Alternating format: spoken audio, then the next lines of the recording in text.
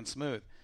Matt Sanders, who we see on a weekly basis, most of the time down at Southern Oregon. Darrell Hughes out of California. Cody Johnson, Nicholas Johnson. Both these kids out of California are fantastic drivers. Guglamani. What do they spend a lot of their time on? Slick and smooth. They're really good on it. They prefer that surface. Sandy Sanders, Wayne Felch, Paul Guglamani. I mean, we're talking winning drivers. Jeff Reeves. Here's a guy who is a championship crew member, crew chief for legendary Russell. He says, put those cars on the slick and smooth. And I'm going to say his name because I'm going to get to the comments. Okay? His comment was very interesting. Now, on the other side of that, the tacky and hooked up. Let's look at the names here. My son voted that. I saw that your son voted that. James Baker, the street stock ranks. Ray Manning. We've got Tim Zeller. Okay, and when I put this up, there was a couple of guys I knew how they were going to vote. Okay. When I said tacky and hooked up, the first person that came to my mind was Tim Zeller. And anybody that's ever watched Tim Zeller in an outlaw-style late model knows exactly why he voted the way he did. You put that guy, I don't care if he's in a street stock running against late models, he's going to be up in the top 4 or 5 on a hooked-up track. This dude has got a sack the size of your head, Gary. I mean, this dude, nothing scares him. No fear, right? Not surprised to see him. I was surprised on some of these other guys that voted hooked up. There was a few that caught me off guard. I'm trying to find those names because I'm really surprised. Nathan Augustine. I would have thought slick again, and smooth. Yeah. Or even Scott Flowers. That's another one that I saw that I was kind of, that I didn't picture that, but there was so many guys that voted. I mean, and I went through and looked at people who voted. We're talking about people voted on this, and I'm not kidding you. I say this from literally all over the world. New Zealand. Who? Roy Bain. Oh, Roy Bain, yeah. Yeah. There was, I mean, it's been so far, it's been a really interesting poll, and I hope more people vote. I want to see where this goes. Right now it's 115 to tacky and hooked up, 95 to slick and smooth. Let's go to some of the comments on here.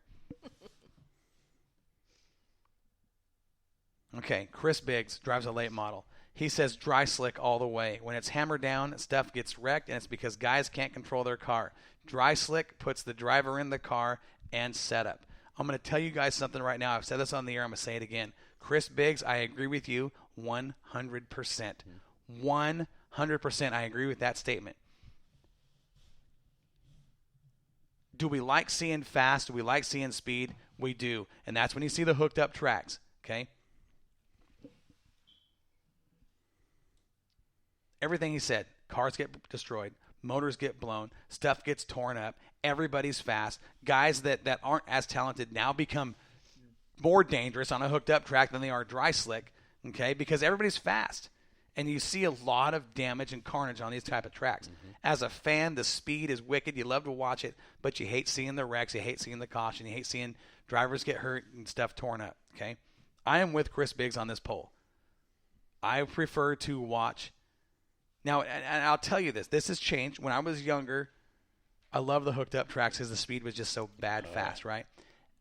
You start working on these cars, like I've done for... The respect you have for the track conditions. Right. You realize, hey, wait a second. That's cool as a fan, but this is tearing up cars. Uh-huh. I got a lot of work to do on these cars when I was with David Hawks and, even crewed for Bob Jeffrey back in the day, and Tony Whitney and Bill Pearson out of Portola, California, Tom Conway. You start seeing stuff and it's not always that driver's fault. Stuff gets tore up because somebody else can't drive or they're out of control and now they're fast and all of a sudden they're competitive because everybody's going the same speed. Stuff gets tore up. I agree with Chris Biggs 100%.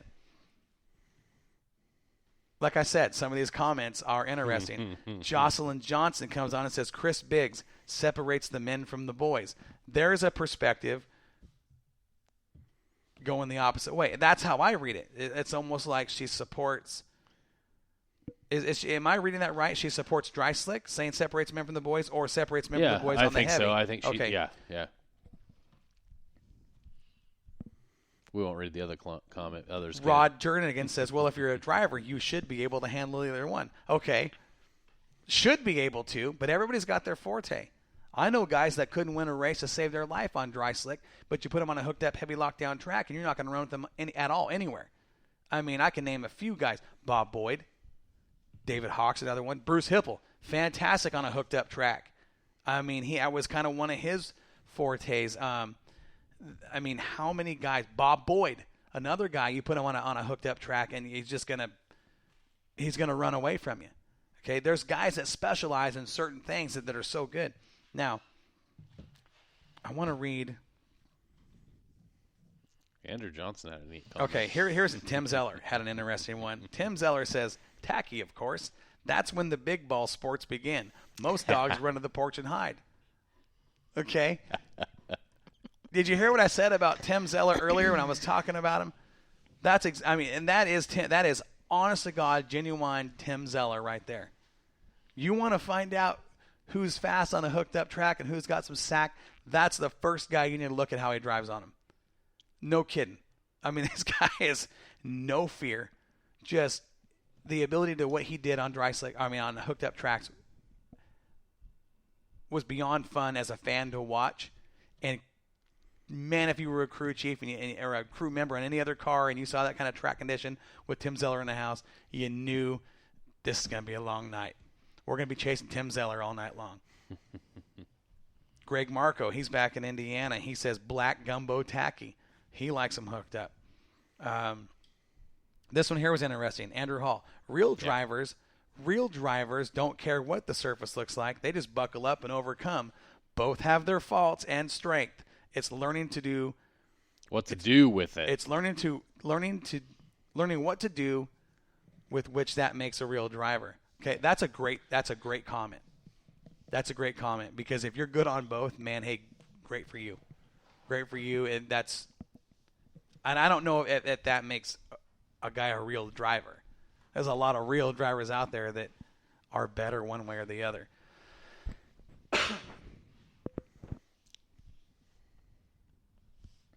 Roy Bain says, hooked up. I struggle staying straight. Jeff Reeves, okay. And this is kind of along my mentality thinking when I say I love the hooked up speed, okay? But what I don't like is what came with the chaos and the carnage. Jeff Reeves says everyone is a hero on the tacky. And by that he means everyone's fast. And that's true. Everyone is fast. And that makes chaos and danger. It does. And the sport's loaded with it as it is. You know, you start getting them hooked up, hammer down tracks. Do I like watching it from the pit side? Yes, I do. I'm not from the pit side, but the grandstand side, yes, because you get to see the speed. I like watching it from the pit side. You know, well, it's a little better on the pit side. It was hooked up and tacky. You're not getting pelted with shotgun pellets all night long. Yes, I am. I'm just saying. I know I'm talking when you're inside the track. Okay, when I say okay, but interesting poll going on. I look forward to more. I think I just accidentally bumped somebody's. I liked someone's. I didn't mean to do that. Anyway, let's get into Southern Oregon Speedway. Now that I've talked for an hour and a half. I was going to say, now that we're an hour and a half into it, let's talk about what happened last Saturday. Hey, this is good discussion. This is what it's all about. This is the round table. It's a racing round table. Okay, Nina, you better start participating. Oh, right. Okay. See, we're here. We're over here. Right, See this? and I'm over here. Okay, yeah. Okay, Okay. I'm focused. Now that we've got that out of the way. Yeah. Okay, let's get over and start talking Southern Oregon Speedway. Last Saturday night, I thought was an absolutely phenomenal show. It was. Phenomenal. We had. I'm starting the. Usually I like to go, build them up from top to bottom. We're going to start right at the top tonight. Dessert first. Yes, that's exactly what we're doing. We're starting with dessert. What? You're starting at the sprint cars? I am, and there's a reason. We had the wingless cars in the house. Amazing. Okay.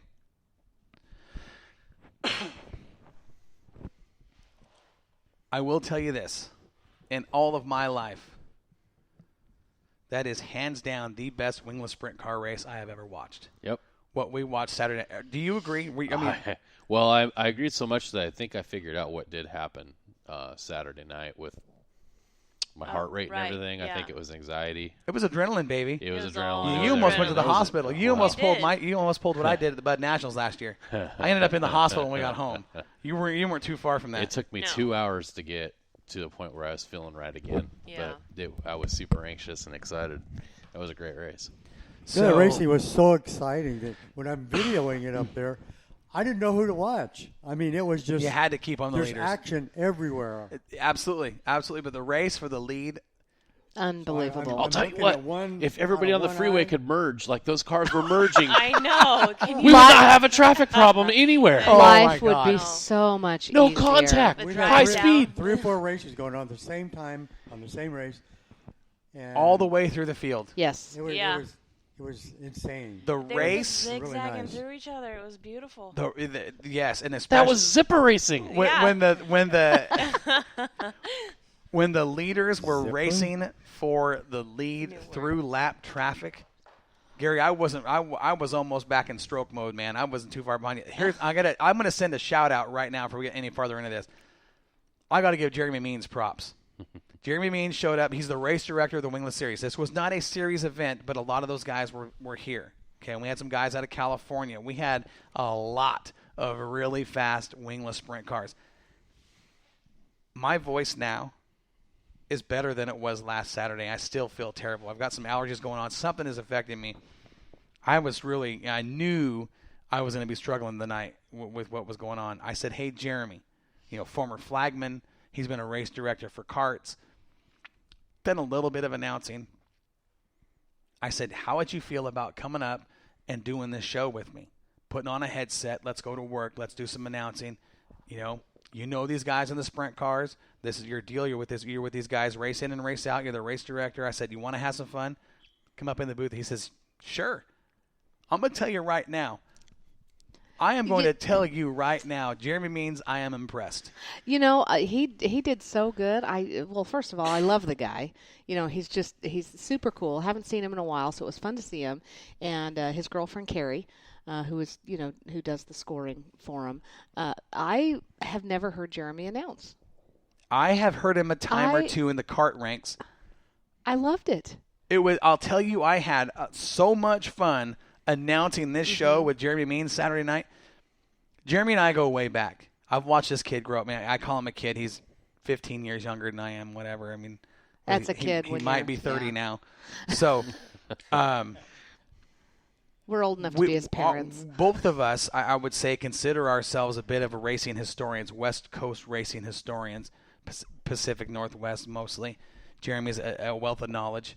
Got him up in the booth, put a headset on, and I was kind of like, okay, just follow my lead. We'll do this. We'll have a good time. That was I am it. so impressed with what he did as an announcer. I told him, man, hey, I'll tell you right now, you might want to consider doing this. He kind of laughed, and I think he sent me a message saying he had a good time. I had so much fun working with him. I like the banter we had back and forth. We had some stuff going with Leighton Munnels. We started talking setup on the, trying to give a little education to the crowd. But when it came time for sprint cars, thank God Jeremy was there, because by the time the sprint cars roll on, I was 10 times worse with my voice than I am now. voice. I could barely talk, and I did. We got into it. I got so excited. There was times you probably couldn't hear me on the mic because there was nothing coming out. Jeremy was just as pumped as I was, and we were both. There was times we both started going for it at the same time, and I just had to back off because I was shot. I couldn't do it. He saved my tail. He saved my tail, and he did a fantastic job as an announcer. I had so much fun working that show. The racing those guys put on, oh, man, the fans got their money's worth. I want to talk about the race for the lead. The race for the lead, it came down to two guys. Young gun Jake Wheeler and Jeff Ensign, who has now won that particular race 3 straight years. Okay, Mike McCann calls Jeff Ensign the Marlboro Man. I had never seen Jeff Ensign until he showed up at the track. I saw his car, kind of walked by, couldn't really, we talked to the drivers. He